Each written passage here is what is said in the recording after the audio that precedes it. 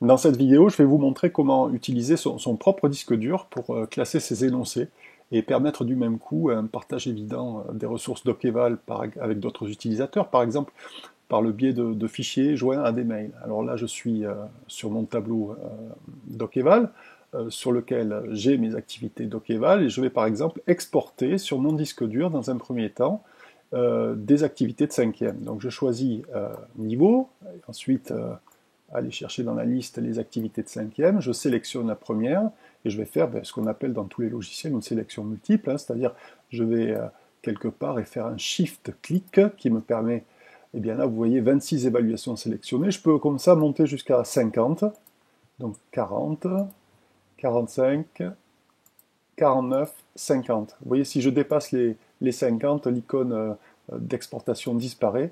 Je reviens ici sur 50 et je sélectionne l'outil contextuel, télécharger les énoncés des évaluations sélectionnées. On m'indique qu'il va falloir attendre environ 2 minutes 46, hein, à 10 ou 15 secondes près, et je clique sur OK, et j'attends patiemment qu'une archive zip me soit proposée dans laquelle je trouverai toutes ces évaluations.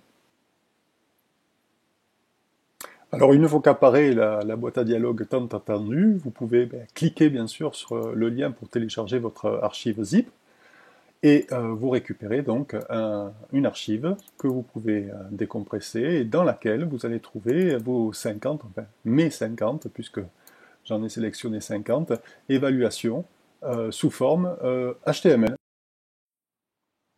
Alors je n'ai pas hésité à télécharger l'intégralité de mes évaluations Dockeval sur mon disque dur de façon à les organiser comme je le souhaite. Alors par exemple nous allons faire un tour du côté des cinquièmes algorithmiques où j'ai 6 évaluations. Un aperçu qui m'est proposé par le système d'exploitation, puisque ce sont des fichiers HTML, bien sûr, reconnus par le système, et je peux aussi éventuellement avoir un aperçu plus détaillé en glissant, déposant sur l'icône du navigateur, par exemple, pour ouvrir ces fichiers en local, et je me retrouve avec un aperçu un peu plus détaillé que ce que j'ai sur les icônes. Et bien sûr, je vais pouvoir importer des fichiers dans Dockeval, sinon ça ne servirait pas à grand chose. Alors je n'ai pas hésité non plus à faire le ménage dans mon espace Dockeval. Vous voyez, il ne me reste plus que actuellement 2 évaluations.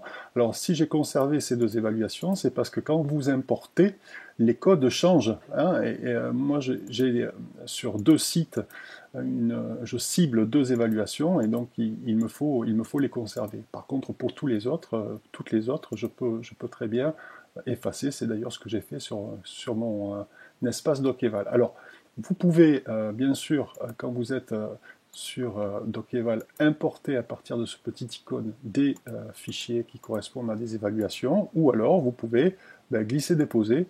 Ça se fait aussi très bien comme ça. Glisser-déposer ici et vous obtenez eh bien, une boîte à dialogue qui vous demande de patienter jusqu'à ce que les 2 fichiers soient présents dans votre espace. Alors bien sûr, vous pouvez faire avec ces 2 fichiers exactement la même chose que ce que vous faisiez avant, c'est-à-dire les éditer, les partager, enfin faire tout ce qu'il était possible de faire. Alors un dernier avantage de ce système de fichiers local, c'est le partage. Imaginez que vous vouliez envoyer à des amis 4 fichiers qui correspondent à des évaluations que vous voulez leur donner.